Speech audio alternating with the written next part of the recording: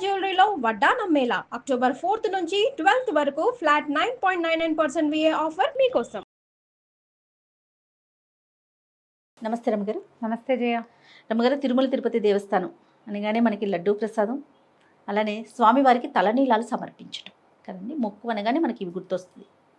తలనీలాలు అనేసరికి పిల్లలకి ఫస్ట్ టైము చాలామంది అక్కడే తలనీలాలు సమర్పిస్తారు కదా రమ్మగారు. అవును, చెవులు కూడా కుట్టిస్తారండి అక్కడే కొంతమంది. ఎక్కువగా మనం తలనీలాలే వింటుంటాం. ఏటా వెళ్ళిన వారు ఏదో మొక్కుకున్నప్పుడు తలనీలాలే సమర్పిస్తాం స్వామి అని ఇక్కడ మొక్కుకునే వారిని కూడా చూస్తూ ఉంటాం. ఆడవారు 3 కత్తెరలు ఇస్తూ ఉంటారు కదండి. గుండు కూడా కొంతమంది చేయించుకుంటారు, తలనీలాలు సమర్పిస్తూ ఉంటారు. ఈ మధ్య ఒక వార్త వింటూ ఉన్నాం, ఆడవాళ్ళు సమర్పించవచ్చని సమర్పించకూడదని. మీ అభిప్రాయం ఏంటి? అభిప్రాయానికి ఏముంటుంది జయ? సిద్ధాంతం ప్రకారం అయితే స్త్రీలు తలనీలాలు సమర్పించకూడదు. ఎందుకంటే ఈ స్త్రీ శిరోజాలు తీసేది ఎప్పుడు మన భారతీయ సంప్రదాయం ప్రకారము వైధవ్యం సంప్రాప్తించినప్పుడు పూర్వకాలంలో కేశఖండాన్ని చేసేసేవారు, జుట్టు ఉంచేవారు కాదు. ఏంటంటే ఈ జుట్టు తీసేయటం వల్ల ఎప్పుడు తల బోడిగానే ఉంటుంది, వీళ్ళు సౌందర్యం ఇతరులకి కనపడదు. ఆ ఇతరుల వల్ల ఆడవాళ్ళకి వచ్చే సమస్యలు రాకుండా ఉంటాయి ఒకటి. ఇక పూర్వ సువాసిని లక్షణం, ఇది వరకు భర్త ఉన్నాడు ఇప్పుడు లేడు, ఇప్పుడు వీళ్ళింతే, వైధవ్యానికి సూచనగా జుట్టు తీసేవాళ్ళు పురాతనమైన విధానము. పూర్వం చేసేవాళ్ళు భర్త గారు లేకపోతేనే జుట్టు లేకుండా ఉండాలి. చిన్నపిల్లలకి పెళ్ళిళ్ళు చేసి సంటప్పుడే పెళ్లి చేయటము, 10 ఏళ్ళు వచ్చేసరికల్లా భర్తలు పోవటం, వీళ్ళు 14 ఏళ్ళు వచ్చేసరికి బూర గొరిగించి మూల కూర్చోబెట్టడం మన తాలూకు పురాతన విధానం. తెల్ల చీర కట్టి ఆ సాయం పంచలే, చీర కాదు, పంచ కట్టుకోవటమే. వాళ్ళు పంచనే చీరలాగా కట్టుకునేవాళ్ళు, ఆ తల గడప కనపడకుండా ఉంచుకునేవాళ్ళు పూర్వం. నీకు తెలిసే నాటికి నీకు తెలియదు, నాకు కూడా తెలియదు అంతగా. అంత పాతది విధానం. భర్త ఉండగా జుట్టు తీసుకోకూడదు, స్త్రీలు కేశాలు కట్ చేయకూడదు, భర్త కేశాలు కనెక్షను అని ఖచ్చితమైన అభిప్రాయం ఉండేది. అది వేరే సంగతి. ఇప్పుడు స్త్రీలు తీసుకోకూడదు, స్త్రీలు ఎందుకు తీసుకోకూడదు అంటే ఇచ్చేవాళ్ళు ఇస్తూనే ఉన్నారా లేదా అమ్మా? ఇస్తున్నారండి. అవునా? నేను నా 3-4 ఏళ్ల వయసు అప్పటి నుంచి తిరుపతిలో జుట్టిచ్చి వచ్చాం అన్న వాళ్ళని నేను అప్పటి నుంచి చూస్తూనే ఉన్నా. 10 ఏళ్ల వయసులో తిరుమల వెళ్ళినప్పుడు కూడా ఆడవాళ్ళు కొంతమంది జుట్టిచ్చింది కనపడేది. ఎందుకు వస్తాయి ఈ ప్రశ్నలు? ఎవరు కావాలనుకుంటే వాళ్ళు ఇస్తారు, లేకపోతే స్త్రీలు ఇవ్వకూడదు, వాళ్ళ ఇంట్లో వాళ్ళు ఒప్పుకోకపోతే ఇవ్వరు. పాయింటే కదా. ఇంట్లో కుటుంబ సభ్యులు ఒకటి ఉంది కదా. ఇప్పుడు వాళ్ళ ఇంట్లో వాళ్ళు ఒప్పుకున్నప్పుడు, వాళ్ళు ఏదో మొక్కుకొని తీసుకున్నప్పుడు మనం ఎవరమమ్మా వాళ్ళకి చెప్పడానికి? ఆడవాళ్ళు తీసుకోకూడదు, మీరు ఎందుకు తీసుకున్నారంటే నా ఇష్టం, నేను దేవుడికి మొక్కున్నా ఇస్తాను అంటారు. ఎవరో గురువుగారు చెప్పారు, ఇంట్లో వాళ్ళు ఒప్పుకోలేదు, ఇవ్వరు. వారి వ్యక్తిగతం మీద ఆధారపడి. ఖచ్చితంగా ఇది పూర్తిగా వ్యక్తిగతమే జయ, ఖచ్చితంగా. ఇప్పుడు ఈ జుట్టు ఇచ్చే ప్రోగ్రామ్ ఎక్కడి నుంచి వస్తుందో చూద్దాం. అసలు అలా ఆలోచించండి మీరు. ఈ ప్రశ్న అడిగేటప్పుడే ఇది ఆలోచన రావాలి. ఇదివరకు కూడా నేను ఈ మాటే చెప్పాను. విపత్కరమైన పరిస్థితుల్లో మొక్కుకుంటాం మనం. దేని మొక్కుంటాం జయ? బస్సు రావట్లేదని, టైంకి ట్రైన్ అందాలని జుట్టు మొక్కుకుంటారా ఎవరైనా? కాదు కదా.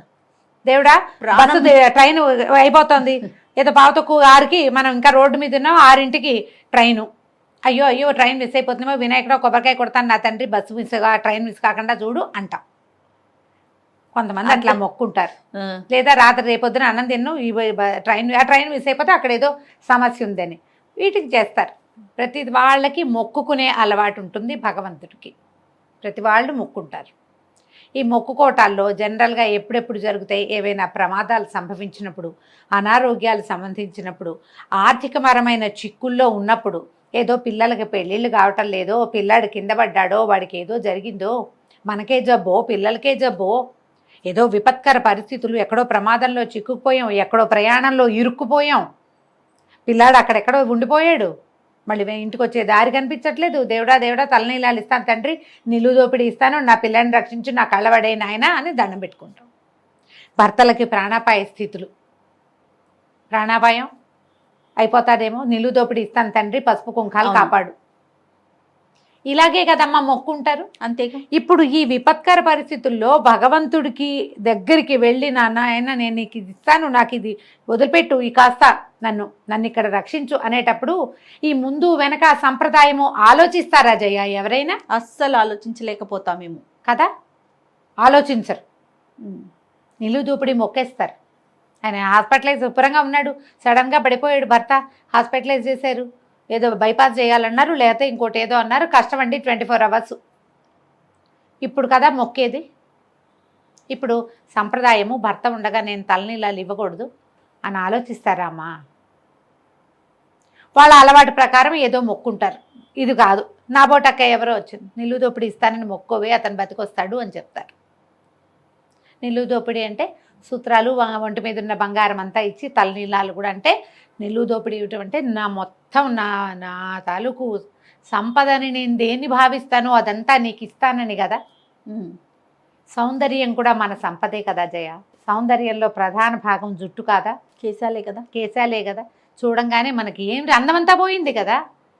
నా మీద నాకు ఏ ఆసక్తి లేదు, అదంతా నీకైతే తల నీలాలు ఇస్తే తలిచ్చినట్టు అప్పుడు మొక్కుతారు. నేను తల జుట్టు ఇవ్వండి అని ఎంకరేజ్ చేయట్లేదమ్మా, మీకు అర్థమవుతోంది కదా. అవును, అందరూ జుట్లు ఇవ్వాల్సిందే అని నేను చెప్పట్లా. ఏదైనా విపత్కర పరిస్థితుల్లో ఉన్నప్పుడు మొక్కుకున్నప్పుడు మొక్కు తీర్చుకొని ఇవ్వండి. ఆ మొక్కుకి, ఆడవాళ్ళ మొక్కుకి భర్తలు ఒప్పుకోవాలమ్మా, ఇది రూల్. మీకు పాయింట్ అర్థమైందా? ఎవరక్కర్లా, భర్త గనక ఈ అమ్మాయి జుట్టు ఇవ్వటానికి భర్త ఒప్పుకుంటే ఏం పర్వాలేదు. ఆయన ఉన్నాడుగా పక్కనే, ఇద్దరు కలిసే తీయించుకుంటారు. ఆయన జుట్టిస్తాడు, ఆవిడ జుట్టిస్తుంది, దేవుడికి దండం పెడతారు. ఇందులో జాతి నియమం ఏం లేదు. ఈ జాతుల్లో వాళ్ళు ఇవ్వకూడదు, ఆ జాతుల్లో వాళ్ళు తప్పు ఆ మాట. ఎవరైనా సువాసనే. భార్యాభర్తలు ఇద్దరు ఉన్నప్పుడు ఇద్దరు మాట్లాడుకుని అనుకుని నేను జుట్టిద్దామనుకున్నాను, నీకు ఇట్లా ప్రమాదం తప్పింది, జుట్టు మొక్కున్నానంటే ఏదో నవ్వుతుంటే ఆడాళ్ళు జుట్టు ఇవ్వటం ఏమిటే అంటారు. ఏమో నేను మొక్కున్నానంటే సరే నీ ఇష్టం, తన కోసమే కదమ్మా మొక్కుకుంది. ఒక్కోళ్ళు ఒప్పుకోనప్పుడు ఊరుకోడు, అప్పుడు 3 కత్తెరలో ఇవ్వండి, సరిపోలేదా? అంతే, పూర్తిగా వ్యక్తిగతమే. వ్యక్తిగతము, భగవంతునితోటి మనం ఎట్లా కనెక్ట్ అయి ఉన్నామనేది మొదటి పాయింట్. రెండోది, ఆడవాళ్ళు సువాసిని జుట్టు ఇవ్వాలంటే భర్త అంగీకారం ఉండాలి. అతను వద్దంటే మీరు చేయకూడదు, ఇది రూల్. ఓకే, అంతే. మీరు ఇప్పుడు మా రోజువారీ ఊరికే మీరు తిరుపతి వెళ్ళినప్పుడల్లా మిమ్మల్ని జుట్టు ఇవ్వమని నేను ఎంకరేజ్ చేస్తున్నానని పొరపాటు కూడా అనుకోదు. అలాంటి కామెంట్స్ చేయబోకండి దయచేసి, నా ఉద్దేశం అది కాదు. ఇట్లా ఏదైనా ప్రమాదకర స్థితిలో ఉన్నప్పుడు మీరు భగవంతుడికి మొక్కున్నప్పుడు ఆయనకి ఇచ్చిన మాట తీర్చుకోవచ్చు. ఆయనకి కనుక మీరు మీరు మాట ఇస్తే భగవంతుడికి ఇచ్చిన మాట ఇవ్వండి, ఒప్పుకోండి. ఆయనకి ఏం చెప్పారో ఆ మాట ఇదేసేయండి. ఓకే, నిలబెట్టుకోండి ఆ మాటని, అంతే. దాంట్లో తప్పులేదు. ఓకే రమ్మగారు, నమస్తే. నమస్తే జయ.